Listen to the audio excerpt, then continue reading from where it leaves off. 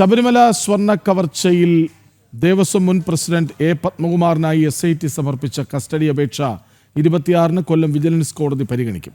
തിരുവാഭരണം കമ്മീഷണറായിരുന്ന KS ബൈജുവിൻ്റെയും N വാസുവിൻ്റെയും ജാമ്യാപേക്ഷ നാളെയാണ് പരിഗണിക്കുക.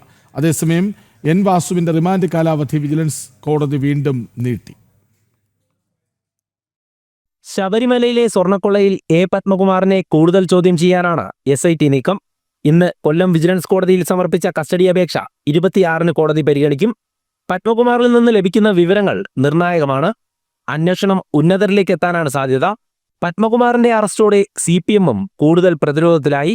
അതേസമയം തിരുവാഭരണം കമ്മീഷണറായിരുന്ന KS ബൈജുവിന്റെയും N വാസുവിന്റെയും ജാമ്യാപേക്ഷ നാളെ കോടതി പരിഗണിക്കും. റിമാൻഡ് കാലാവധി പൂർത്തിയായതിനെ തുടർന്ന് N വാസുവിനെ ഇന്ന് കോടതിയിൽ ഹാജരാക്കി കാലാവധി നീട്ടിയിട്ടുണ്ട്.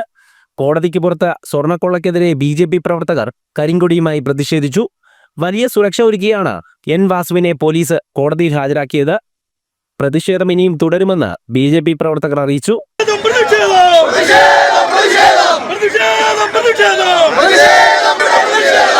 കേസിൽ നേരത്തെ അറസ്റ്റിലായ ശബരിമല അഡ്മിനിസ്ട്രേറ്റീവ് ഓഫീസറായിരുന്ന മുരാരി ബാബുവിന്റെ ജാമ്യാപേക്ഷയിൽ വാദം പൂർത്തിയായിരുന്നു.